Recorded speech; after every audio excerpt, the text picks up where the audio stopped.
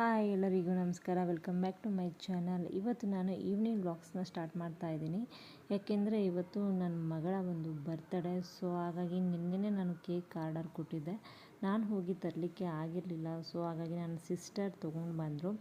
ನಂತರ ಕೇಕ್ ಯಾವ ರೀತಿ ಬಂದಿದೆ ಅಂತ ನೋಡ್ತಾ ಇದ್ವಿ. ನಾನು ಕೊಟ್ಟಿದ್ದ ಡಿಸೈನ್ಗಿಂತ ಸ್ವಲ್ಪ ಡಿಫ್ರೆನ್ಸ್ ಇತ್ತು, ಬಟ್ ಪರವಾಗಿಲ್ಲ. ಸ್ವಲ್ಪ ಡಿಫ್ರೆಂಟ್ ಇದ್ರೂ ಕೂಡ ಚೆನ್ನಾಗಿ ಮಾಡಿಕೊಟ್ಟಿದ್ರು. ಮನೆಯಲ್ಲೇ ಸಿಂಪಲ್ಲಾಗಿ ಬರ್ತ್ಡೇ ಮಾಡೋಣ ಅಂತೇಳ್ಬಿಟ್ಟು ಪ್ಲ್ಯಾನ್ ಮಾಡಿದ್ದೆ. ಸೊ ಹಾಗಾಗಿ ಸ್ವಲ್ಪ ಬರ್ತ್ಡೇ ಡೆಕೋರೇಟ್ ಐಟಮ್ಸ್ ಎಲ್ಲ ನಾನು ತೊಗೊಂಬಂದಿದ್ದೆ. ತುಂಬ ದಿನಗಳ ನಂತರ ನಮ್ಮ ಸಿಸ್ಟರ್ಸ್ ಎಲ್ಲ ಮನೆಗೆ ಬಂದಿದ್ದರು. ಸೊ ಹಾಗಾಗಿ ಸ್ವಲ್ಪ ಮಾತಾಡ್ತಾ ಇದ್ವಿ, ಸ್ವಲ್ಪ ತರಲೆ ತಮಾಷೆ ಕೂಡ ಇತ್ತು. ನನ್ನ ತಂಗಿ ಮಗಳು ನಾನು ಡೆಕೋರೇಟ್ ಮಾಡ್ತೀನಿ ಚಿಕ್ಕಿ ಅಂತೇಳ್ಬಿಟ್ಟು ಡೆಕೋರೇಟ್ ಮಾಡ್ತಾಯಿದ್ರು. ಸೊ ಹಾಗಾಗಿ ಹೀಗೆ ಎಲ್ಲರೂ ಕೂಡ ಸೇರಿಬಿಟ್ಟು ಸಿಂಪಲ್ಲಾಗಿ ನಾವು ಬರ್ತ್ಡೇಗೆ ಡೆಕೋರೇಟ್ ಮಾಡ್ಕೊಂಡ್ವಿ.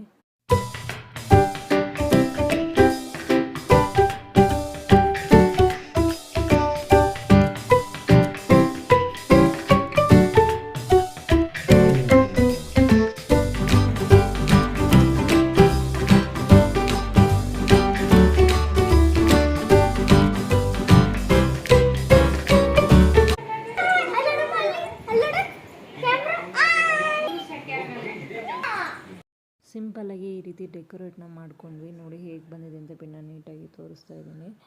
ನಾನು ಕೂಡ ರೆಡಿ ಆಗಿರಲಿಲ್ಲ. ಸೊ ಹಾಗಾಗಿ ರೆಡಿಯಾಗಿ ಬರೋಣ ಅಂತ ಹೋದೆ. ನಮ್ಮ ಪಾಪು ಕೂಡ ಮಲಗಿಬಿಟ್ಟಿದ್ಲು.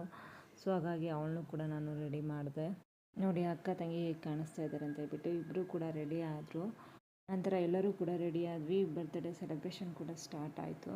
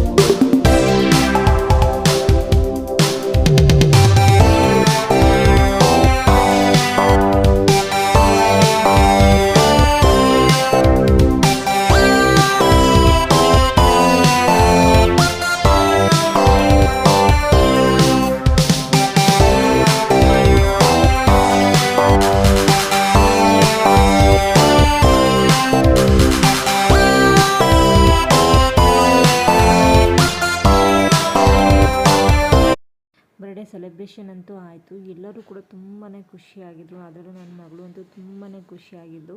ಪಾಪು ಕೂಡ ಅಷ್ಟಾಗೇನು ಕಾಟ ಕೊಡಲಿಲ್ಲ. ಏಕೆಂದರೆ ಸಮ್ಮರ್ ಇರೋದ್ರಿಂದ ಸ್ವಲ್ಪ ಅವಳಿಗೆ ಕಸಿ ಬಿಸಿ ಅಂತ ಅನ್ನಿಸ್ಬಿಡುತ್ತೆ ಅಂತ ಅಂದ್ಕೊತಾ ಇದ್ದೆ. ಬಟ್ ತುಂಬಾ ಸಪೋರ್ಟ್ ಮಾಡಿದ್ಲು. ಬರ್ತ್ಡೇ ಅಂತೂ ತುಂಬಾ ಚೆನ್ನಾಗೇ ಆಯಿತು. ಮನೆಯಲ್ಲೇ ಸಿಂಪಲ್ಲಾಗಿ ಅಮ್ಮ ಅಡುಗೆನ ಪ್ರಿಪೇರ್ ಮಾಡಿದ್ದು. ಸೊ ಹಾಗಾಗಿ ಎಲ್ಲರೂ ಕೂಡ ಒಟ್ಟಿಗೆ ಕೂತ್ಕೊಂಡು ಊಟ ಕೂಡ ಮಾಡಿದ್ವಿ. ನೀವು ಕೂಡ ನನ್ನ ಮಗಳಿಗೆ ವಿಶ್ ಮಾಡ್ತೀರಾ ಅಂತೇಳ್ಬಿಟ್ಟು ನಾನು ಭಾವಿಸ್ತೀನಿ.